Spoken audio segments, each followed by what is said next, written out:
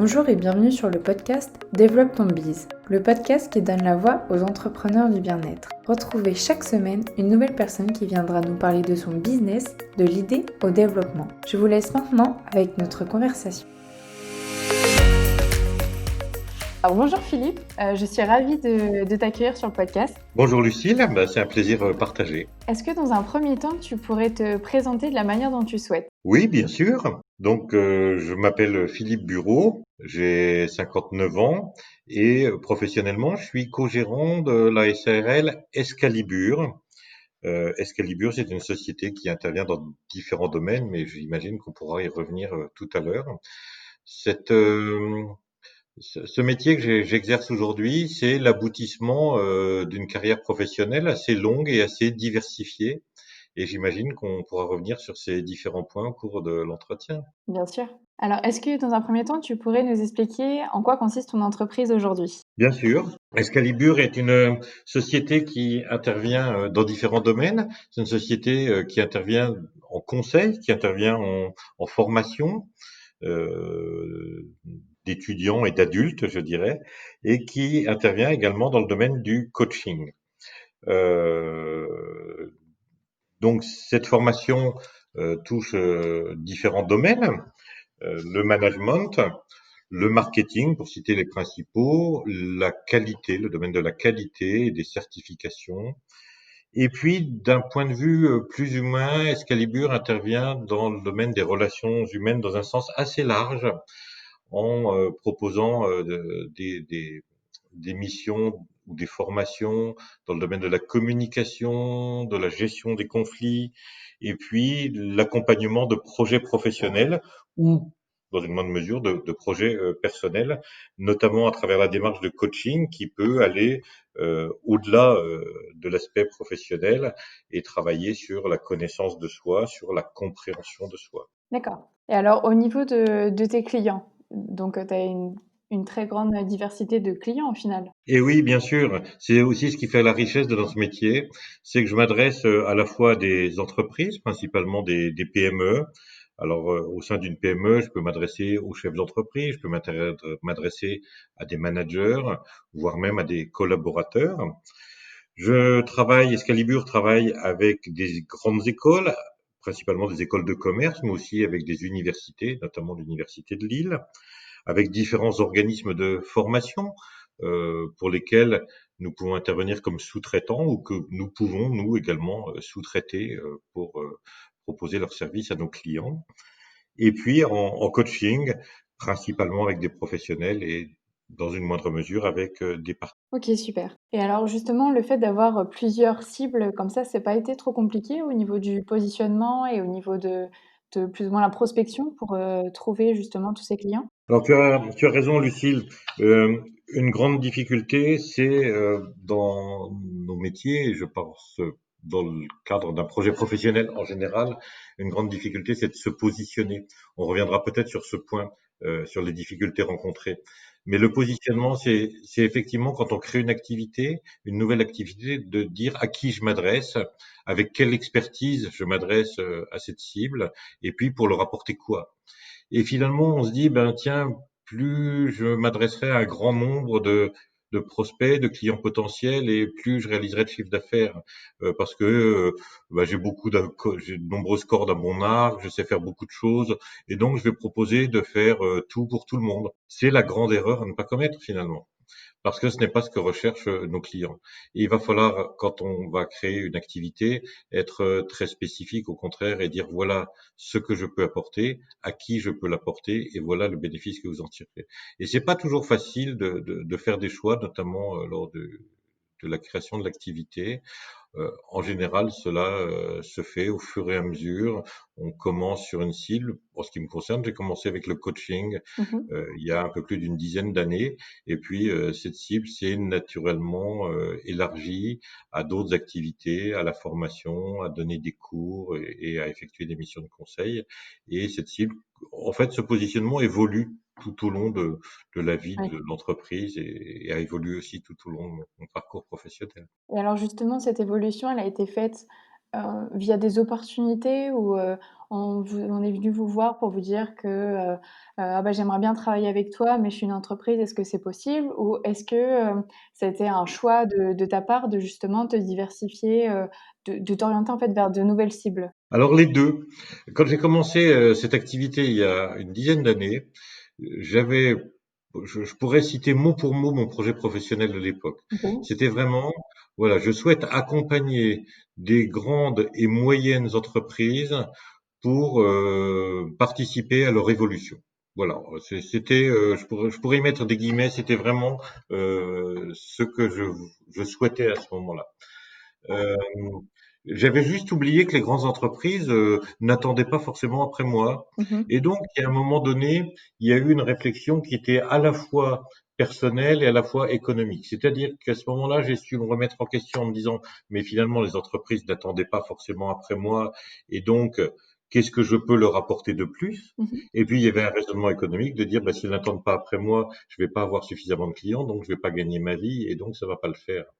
Et donc, c'est toujours l'équilibre entre ces deux réalités, à la fois de développement personnel et de réalité économique, que j'ai prise en compte pour faire évoluer le positionnement, mon positionnement et le positionnement de l'entreprise. Euh, on pourrait aussi en parler dans la situation aujourd'hui. Tu te doutes bien, Lucille, qu'il y a un grand nombre de missions qu'aujourd'hui on ne peut plus réaliser en face à face, rencontrer les personnes, organiser des réunions de personnes, organiser des formations, organiser un grand nombre d'activités en présentiel, Mmh. compte tenu de la crise actuelle. Et donc, depuis quelques mois, là encore, ben, nous sommes amenés à nous remettre en cause, à dire tiens, ben, est-ce que notre modèle, est-ce que notre approche est la bonne? Est-ce qu'on peut faire autrement? Est-ce qu'on peut changer notre façon d'intervenir? Est-ce qu'on peut changer la façon dont on rencontre les personnes avec des moyens distanciels? Et ça change profondément le métier, ça change la relation, ça change la façon dont on apporte les choses. Et c'est pas moins intéressant, c'est juste une nouvelle remise en cause. Super. Et justement au niveau de cette, remise en question, déjà est-ce que, donc tu as une entreprise, enfin tu as une société, vous êtes plusieurs dans l'entreprise? Oui, on est deux, OK. on est deux associés. OK, et alors justement comment ça se passe au niveau de cette, remise en question?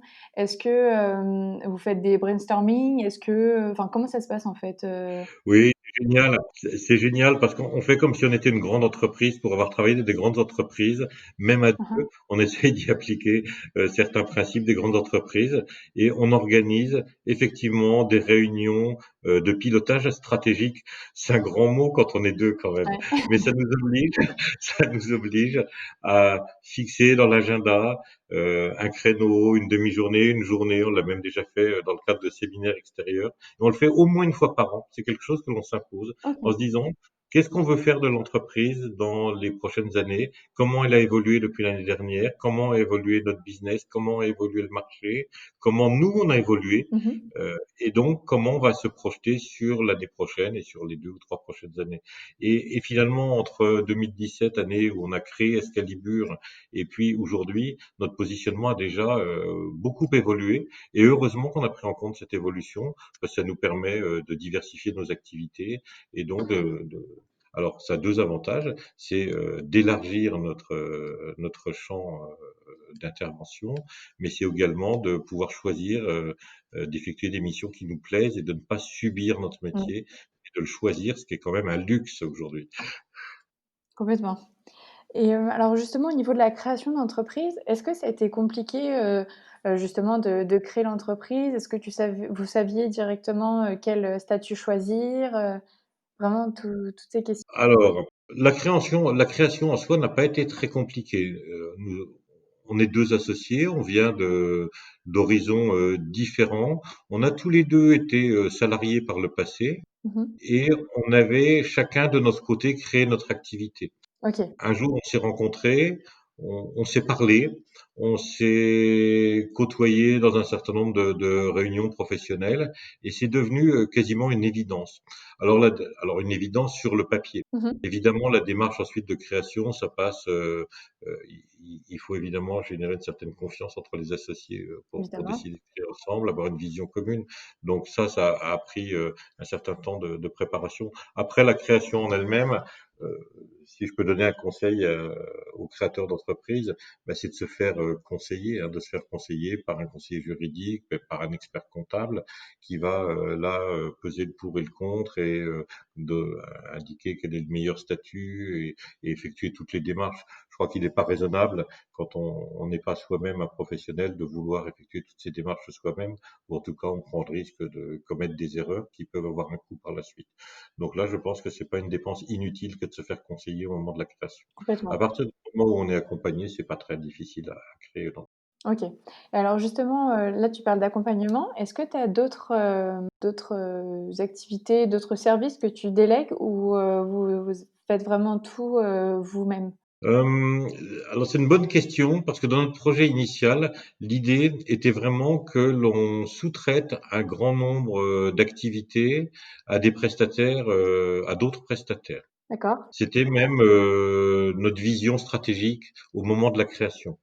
Aujourd'hui, ça l'est moins. Alors, ça l'est moins pour différentes raisons. D'abord parce qu'on n'a pas vocation à avoir une activité strictement commerciale qui consisterait à aller chercher des clients et à les Mmh. faire traiter par d'autres. Ça serait sûrement économiquement très intéressant, mais c'est pas aujourd'hui ce qu'on a envie de faire. Donc aujourd'hui, on a effectivement des partenaires avec qui on peut travailler soit en collaboration, soit en sous-traitance. Mais l'essentiel de notre activité, on l'a quand même recentré sur nos expertises, sur nos domaines de compétences. Donc on va dire à 75%, on fait les choses nous-mêmes et à 25%, on peut les déléguer. OK. Et au niveau de ce que vous allez déléguer, c'est quoi par exemple? Alors c'est par exemple des missions de conseil. OK. Par exemple, des missions de conseil, par exemple dans des domaines spécifiques, des domaines juridiques. On n'a par exemple pas de conseil, on n'a pas, mon associé et moi, de compétences juridiques. Mmh. En revanche, on peut être amené dans une entreprise, notamment dans le cadre d'une mission de conseil, à devoir aborder ce point-là. Et donc, sur les questions strictement juridiques, on va faire appel à un partenaire qui lui aura la compétence et sera tout à fait pertinent, ce qui n'aurait pas été. D'accord. Et alors justement pour trouver ce partenaire, comment vous vous y êtes pris, pour avoir confiance, dans cette personne au final? Alors, en général, ce sont des partenaires soit qu'on connaît pour différentes raisons, parce qu'on les a D'accord. côtoyés dans notre parcours professionnel par le passé, soit ce sont des partenaires qu'on a pu rencontrer à travers des réseaux professionnels. Je crois que l'activité de petit entrepreneur, elle passe aussi par la relation avec les autres et Mmh. par vraiment par les réseaux. Alors Ouais. les réseaux digitaux ou les réseaux où on se rencontre réellement avec un verre à la main. Mmh. Les 2 sont bien, mais aujourd'hui, on a quand même des ressources réseau qui sont très importantes. Ça permet de trouver la bonne personne, en tout cas, ça permet de trouver des personnes, et ensuite on se rencontre et on voit si on a envie de travailler ensemble et si on a la même vision, en tout cas, et le même sens de la relation client. OK, super. Et alors ensuite, je voulais revenir un peu sur ton parcours, nous expliquer, brièvement, quelles ont été tes différentes étapes et justement pourquoi le coaching? Ouais, c'est une question intéressante, d'autant plus que c'était pas écrit d'avance. Euh, j'ai un parcours en entreprise bah, qui est assez long malgré tout, et j'ai notamment travaillé 14 ans dans une grande entreprise américaine qui s'occupait de ressources humaines, OK. où j'ai occupé plusieurs postes dans cette entreprise, et notamment celui d'organiser les on pourrait dire les process, d'organiser les façons de faire entre les différentes agences en France. D'accord. Et donc ça, c'est le dernier poste que j'ai occupé dans cette entreprise. Et lorsque j'occupais ce poste-là, j'avais pas encore tout à fait 50 ans. Mmh. Et c'était sûrement un moment où je me disais, tiens, finalement, est-ce que c'est vraiment ça que je veux faire de ma vie? J'avais de nombreux déplacements professionnels, c'était plutôt dur. comme mission. Et à un moment donné, je me suis dit, mais est-ce que c'est ça qui me plaît? Est-ce que c'est ça que je veux faire? Ou plus exactement, je me disais, tiens, si je fais ça jusqu'à ma retraite, qui était encore relativement loin, est-ce que quand j'aurai fini mon parcours professionnel, je serai fier de ce que j'ai fait? Est-ce que je serai heureux de ce que j'ai fait? Est-ce que quand je me retournerai, je me dirais, oui, j'ai eu la vie que je voulais. Mhm. Et c'est en me posant cette question que la réponse a été tout simplement non. Voilà. Et donc, je me suis dit, bah, si la réponse est non, qu'est-ce que je voudrais faire à la place? Et ça, c'est plus difficile à trouver. Mais c'était dans un petit coin de ma tête, ça mûrissait tranquillement Ok. au soleil. Et un jour, un hasard, il faut vraiment être à l'écoute des hasards de la vie. J'avais un entretien avec une collaboratrice dans une des agences dont j'avais la responsabilité. Et elle me dit, toi Philippe, t'es pas un manager, tu serais plutôt un coach. T'es pas comme les autres. Et donc, il y a eu un déclic parce que j'avais eu l'occasion de me faire coacher par un coach professionnel, peut-être une dizaine d'années auparavant, D'accord. peut-être pas tout à fait. Et donc, il y a eu ce déclic qui a dit, ben, c'est ça que je veux faire, voilà. Et donc, ça a donné du sens. Et donc, je l'ai fait. Je me suis formé au coaching et je suis devenu coach. Et alors justement, par rapport à cette formation, comment tu l'as trouvée? Qu'est-ce que tu as fait? Est-ce que tu peux nous en dire un peu plus? Oui, alors je voulais une formation qui soit très pratico-pratique. Je cherchais une formation qui me permette, à l'issue de la formation, de dire, ben voilà, je suis coach et donc je suis capable d'intervenir, je suis capable d'accompagner à la fois des particuliers et des professionnels. Dans les formations coaching, il y a vraiment beaucoup d'axes Mmh. possibles. Certaines sont vraiment plus tournées vers le développement psychologique et d'autres sont plus pratico-pratiques justement. Et j'ai trouvé une formation avec une école dirigée par des Québécois qui eux avaient un coaching qui était extrêmement concret et qui en gros se résumait à dire t'as envie de faire ça, ben alors fais-le. Voilà. Et ensuite on va voir comment on peut t'aider, mais commence par le faire. Mets-toi en action, mets-toi en mouvement. Et ça, c'est une approche qui m'a bien plu. Et donc j'ai choisi cette école, mais j'aurais pu en choisir d'autres. Il y a d'excellentes écoles de coaching et puis d'autres sans doute moins performantes, mais en tout cas, je suis très satisfait du choix que j'ai fait. Et en sortant de cette école, j'avais effectivement la capacité à être coach et à pratiquer le coaching et à mettre une plaque sur un bureau en disant voilà, je suis coach. OK. Et tu pourrais nous donner le nom de cette école? Ah oui, bien sûr, c'est Coach Academy. OK, super. Et alors justement à la fin de cette formation, vous avez créé directement, votre société ou est-ce que, tu t'es mis peut-être avant en micro-entrepreneur ou Oui, alors à l'issue de cette formation, alors c'est même pas à l'issue de cette formation, c'est pendant cette formation, d'accord, j'ai effectivement créé un statut d'auto-entrepreneur, tout à fait, qui m'a permis de tester mon activité, de chercher des nouveaux clients et qui m'a permis de me tromper.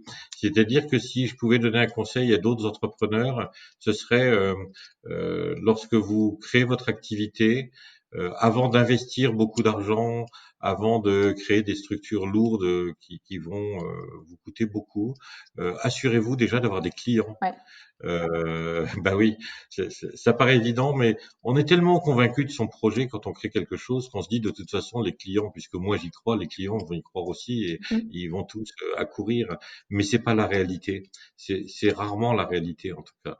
Le conseil que je peux vraiment donner, c'est quand vous créez votre entreprise, avant d'investir beaucoup, assurez-vous que des clients vont faire appel à vous et ayez un chiffre d'affaires prévisionnel, mais qui soit concret, pas juste des amis qui disent ah oui oui c'est intéressant ce que tu fais, bah tiens quand tu seras installé tu nous le diras, parce que ça ces amis-là ils sont certainement de bonne foi, Mmh. mais c'est pas eux qui vous feront gagner votre vie, c'est pas eux qui vous font vivre. Ouais, complètement.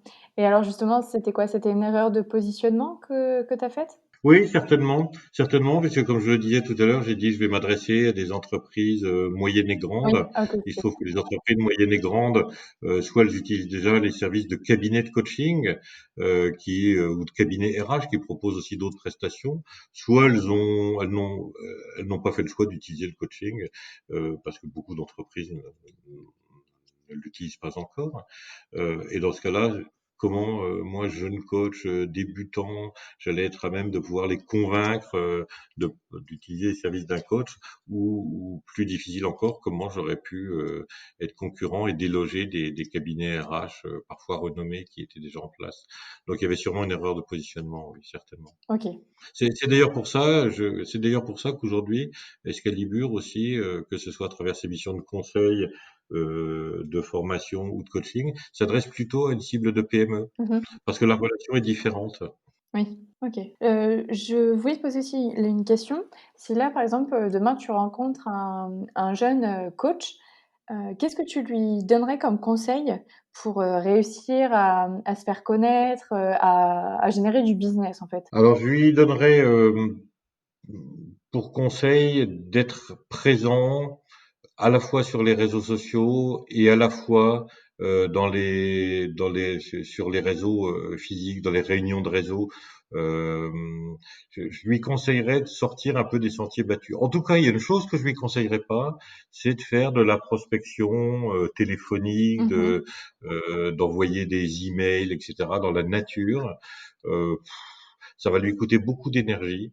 Je pense que l'idée aujourd'hui, c'est d'utiliser les outils de notre temps, les outils d'aujourd'hui, et que si je suis coach à Lille, eh bien, il faut que quand quelqu'un tape dans Google coach Lille, eh bien que votre nom ressorte rapidement, et ça, c'est la première chose. La deuxième, c'est de se faire connaître par les outils digitaux, on va dire. L'autre, c'est de se faire connaître aussi par sa réputation, par sa notoriété. Et ce que je lui conseillerais, c'est euh, d'utiliser son réseau personnel, mais aussi des réseaux qu'il peut trouver à travers des réunions, des chambres de métiers, des chambres de commerce, des organismes divers et variés. En tout cas, de fréquenter ces réunions-là et d'aller à la rencontre de ses clients potentiels. Ok, super conseil. Le conseil, c'est vraiment d'aller à la rencontre des clients et c'est de ne surtout pas attendre que ce soit eux qui viennent vers Oui, vous. évidemment. Ça prend beaucoup plus de temps. Et alors, je voulais revenir aussi par rapport à la crise sanitaire. Comme tu disais tout à l'heure, tu dû, enfin, vous avez dû mettre, un peu adapter votre business et je voulais savoir là, aujourd'hui, si tu avais une vision concrète, si tu savais quels axes tu voulais privilégier aujourd'hui? Oui. Alors, oui, je peux vraiment répondre, même si notre prochaine réunion stratégique n'a pas encore eu lieu. OK. C'est bientôt. Mais je peux déjà y répondre. Il y a deux axes. Il y a un axe où on va vraiment développer dans l'activité de Excalibur les interventions dans le domaine de la qualité. C'est l'axe privilégié de mon associée, qui est par ailleurs certificatrice auprès de l'AFNOR, et donc c'est de développer cet axe qualité. Et puis, en ce qui me concerne moi, c'est vraiment de développer les axes qui ont trait à la relation humaine, d'une façon générale. Donc, à me concentrer sur des activités, sur des domaines tels que la communication, où j'en parlais tout à l'heure, la gestion des conflits. J'aime pas tellement ce terme de gestion de conflits, parce que j'aimerais mieux qu'on parle d'éviter les conflits plutôt que de les gérer. Mmh. Quoique les conflits peuvent être parfois apporteurs de créativité, mais c'est quand même plutôt plus positif de les éviter que de les gérer. Voilà, c'était une parenthèse. Et alors, vraiment à titre de coach cette fois-ci, mais alors je le délivre dans ce podcast quasiment en exclusivité Ah! et en avant-première. Euh, j'ai l'intention de concentrer mon action de coaching sur la connaissance et la compréhension de soi, mais pour une cible particulière et sur laquelle je suis en train de travailler, qui est la cible des personnes médiatiquement exposées. D'accord. C'est une cible qui m'intéresse particulièrement puisque quand on est médiatiquement exposé, ça veut dire qu'on passe sa vie professionnelle à gérer l'image qu'on a envie de donner. Mmh. Et on gère tellement l'image que l'on a envie de donner que assez souvent, on perd un peu qui on est réellement. Mmh. Quelle est notre identité profonde? J'ai eu l'occasion de constater ça lorsque j'ai coaché une comédienne, une actrice de cinéma, dont je D'accord. tairai le nom bien évidemment, et j'ai trouvé ça absolument passionnant d'aller travailler sur justement sur l'identité des personnes médiatiquement exposées. Et donc c'est mon axe de développement en termes de coaching pour les prochaines années. OK. Et alors aujourd'hui, je voulais, vraiment que tu m'expliques de manière, claire comment tu communiques, comment vous arrivez à obtenir de nouveaux clients? Qu'est-ce que vous mettez en place? Alors, pas suffisamment de moyens, en tout cas pas suffisamment de temps, parce que aujourd'hui on assure la communication nous-mêmes D'accord. et malheureusement on n'y consacre pas suffisamment de temps. Donc on pourrait imaginer d'ailleurs que dans nos axes de développement, il y ait celui de confier notre communication à un partenaire dont c'est le métier. Mmh. Ça c'est une chose. Euh, on s'aperçoit qu'aujourd'hui, les clients arrivent de façon assez spontanée par le bouche à oreille. Oui. Euh, alors j'ai la faiblesse de croire que c'est grâce à la qualité de nos prestations Hein, hein. qu'ils se recommandent. Et donc, compte tenu de notre structure, qui est quand même une petite structure, aujourd'hui, ça nous apporte un volume d'activité qui est largement suffisant pour nous occuper. D'accord. Alors, la question, c'est de savoir effectivement comment on pourrait se développer, puisqu'on touche là les limites de notre développement, et ça pourrait être en accroissant, par exemple, la part des activités que l'on sous-traite à des prestataires. Mmh. Pourquoi pas? OK. Ça fait partie des réflexions. Communiquer plus, ça veut dire avoir davantage de clients. Dans mon esprit, ça pourrait aussi être choisir nos clients, ce qui, une nouvelle fois, est un luxe, Mmh. euh, mais pour vraiment se concentrer sur les activités euh, sur lesquelles qui nous plaisent le plus, quoi. OK, super. Et alors, tu as évoqué là déjà plusieurs, difficultés que tu as rencontrées pendant ta vie professionnelle. Je voulais que tu nous en partages une autre et comment tu as réussi à y faire face à cette, difficulté? Ah, alors tiens, je vais revenir au moment où je suis devenu coach. Je sors de cette école, de cette bonne école de coaching qui me donne les compétences pour être capable de coacher. Et donc, quand tu sors de cette école, tu achètes une plaque sur laquelle c'est marqué Philippe Bureau, Mmh. coach. Et en fait, dans ta tête, tu n'es pas encore coach. C'est-à-dire que c'est pas parce que tu as appris la plomberie que tu es plombier, c'est pas parce que tu as appris la cuisine que tu es cuisinier, et c'est pas parce que tu as appris le coaching que tu es coach. Et la plus grande difficulté, elle n'est pas dans la pratique, elle est dans le positionnement. C'est-à-dire que tu ne pourras être crédible vis-à-vis de tes clients que si déjà tu es crédible vis-à-vis de toi-même. Et pour ça, il faut que tu saches dire à ton client, bonjour, je suis Philippe Bureau, je suis coach. Et si tu ne sais pas dire ça parce que tu n'es pas convaincu toi-même de ta valeur, tu vas dire oui, bonjour, je suis Philippe Bureau, alors je fais du coaching, je fais de l'accompagnement, je peux vous aider, etc. Tu vas diluer le message et tu vas surtout montrer que tu n'es pas coach dans ces cas-là, sans le vouloir. Mmh. Donc la plus grande difficulté, c'est déjà d'avoir d'avoir suffisamment confiance en soi pour se positionner comme un vrai professionnel et croire en la valeur que l'on peut apporter à nos clients. Si tu crois en la valeur que tu apportes, alors les clients croiront en ta valeur et alors ils te passeront des commandes et ils te paieront pour tes prestations. Si tu crois pas en ta valeur, tu trouveras pas de clients. Et alors justement, comment tu as réussi à croire en toi? Alors grâce à mes clients, c'est un cercle vertueux certainement. Euh, Parce que malgré tout, même si tu as du mal au début à croire en toi, tu trouves quand même quelques clients si tu y mets de la bonne volonté. Mmh. Et là, c'est le plus beau cadeau que l'on peut avoir professionnellement, c'est le retour de tes clients qui te disent oh là là, c'est incroyable ce que tu m'as apporté, c'est incroyable comment j'ai évolué, comment j'ai progressé grâce à toi. Je sais faire ça, grâce à toi, j'ai pu faire telle ou telle chose. Et donc c'est ces retours qui disent mais alors finalement je sais le faire, finalement je suis compétent, finalement j'ai de la valeur, finalement donc je suis un vrai coach. C'est génial, quoi. C'est merci les clients. D'accord. Et et donc là, aujourd'hui, tu considères que tu es à la place où tu devrais et où tu veux être, en tant que professionnel? Oui, je suis assez bien dans la position que j'occupe. Je disais que j'avais beaucoup d'activités assez diverses. Donc, certainement que dans les mois qui viennent, je ferai aussi des choix pour justement développer mes nouveaux projets, notamment en matière de coaching. Oui, Donc, je renoncerai peut-être à d'autres domaines parce qu'on ne peut pas tout faire, évidemment. mais globalement, je suis bien dans ce que je fais. Oui. Je voudrais parfois que les semaines aient une journée de plus parce qu'on a quelquefois du mal à trouver même du temps le week-end. Pour soi.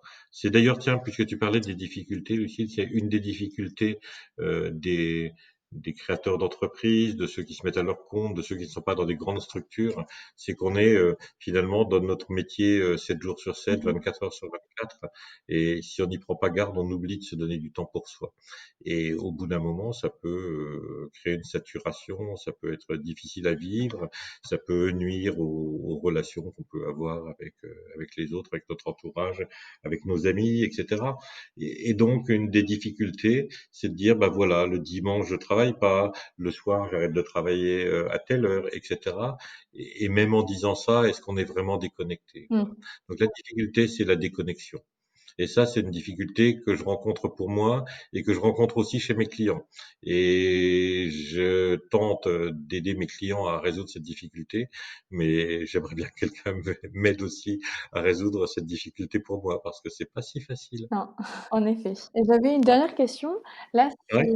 si tu gagnais 100 000 € et que tu devais les investir dans ton entreprise, où est-ce que tu les investirais? Qu'est-ce que tu ferais avec, ces 100 000 €? Alors, j'en consacrerai certainement une partie pour continuer à me former, D'accord. parce que la formation est un élément essentiel du parcours professionnel.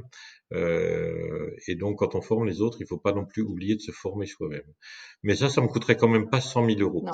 Donc, je ferai certainement une petite partie. Ensuite, qu'est-ce que j'aimerais particulièrement? Euh, je crois que j'aimerais me consacrer entièrement à la connaissance de soi. Alors ça, c'est pour moi, c'est un peu égoïste parce que j'ai quand même une associée. Pour moi, j'aimerais me consacrer uniquement à travailler sur la connaissance de soi, sur la compréhension de soi, sur aider les autres à donner du sens à leur vie. Ça, ce serait vraiment dire voilà, je crée une structure, je crée un cadre dans lequel moi je ne fais que ça. Pour mon associé, j'en sais rien, mais je lui demanderai en tout cas de quoi il a besoin. Euh, je ne sais pas. Peut-être aujourd'hui les bureaux sont sur notre lieu de vie, donc peut-être des locaux extérieurs parce que l'environnement est aussi important dans la Mmh. façon dont on travaille. Et pour répondre à la problématique dont je parlais précédemment sur le temps pendant lequel on est connecté à son travail, peut-être aider à déconnecter en ayant des locaux qui ne soient pas dans mon domicile, peut-être. Mais finalement, je suis pas sûr que j'ai besoin des 100 000 €. Hum, Je, je les prends avec plaisir, mais je suis pas sûr que j'en ai besoin parce que ça va plutôt bien comme ça. Tant mieux. Et alors, je voulais juste revenir sur, le fait que tu voudrais te former. Est-ce que là, tu aurais des thématiques sur lesquelles tu souhaiterais justement te former là? Alors j'ai un parcours de PNL que je n'avais pas complètement achevé. PNL, D'accord. c'est la programmation neurolinguistique, Mmh. donc j'aimerais bien le terminer. Ça pourrait être la première chose. La compréhension, ça peut passer vraiment par de nombreuses méthodes. Euh, qui parfois sont proches de la thérapie. Alors, j'ai pas envie de devenir thérapeute, mais je comprends aussi que quand on est dans l'approche humaine, on a besoin de comprendre comment fonctionnent les gens. Peut-être je prendrais des cours de psycho tout simplement, ou des formations de psychologie pour mieux comprendre l'être humain. D'accord. Voilà.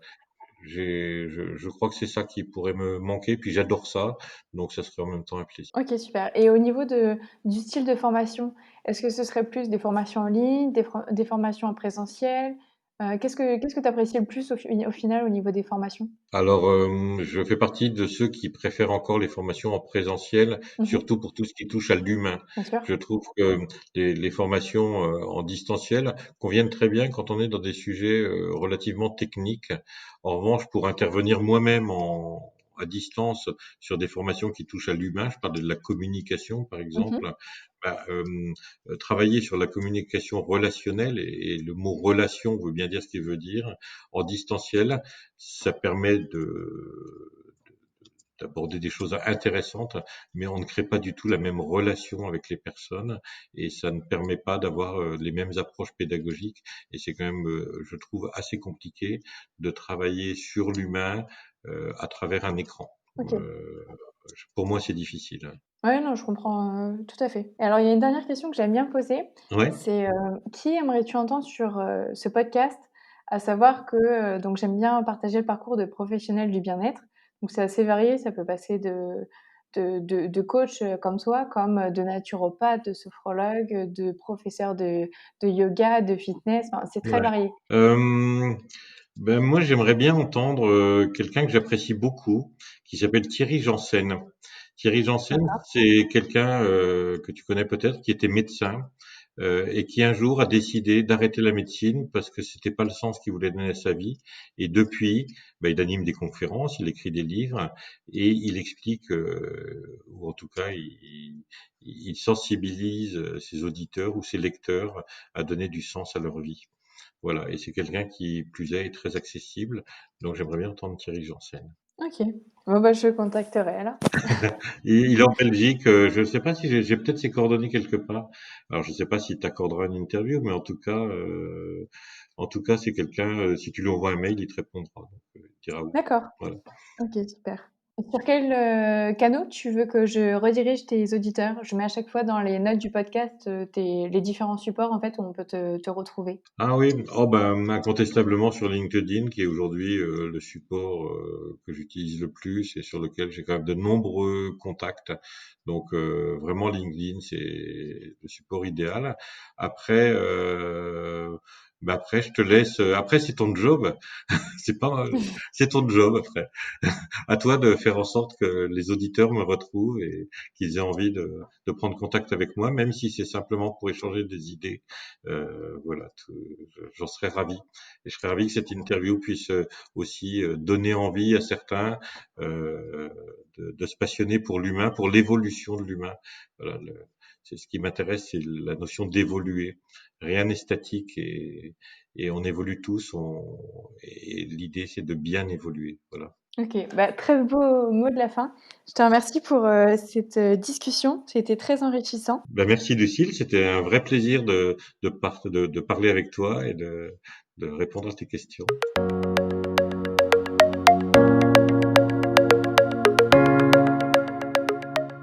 Cette discussion avec Philippe est maintenant terminée. J'espère que cet épisode vous a plu. N'hésitez pas à aimer et à partager cet épisode à votre réseau. On se retrouve la semaine prochaine avec un nouvel invité.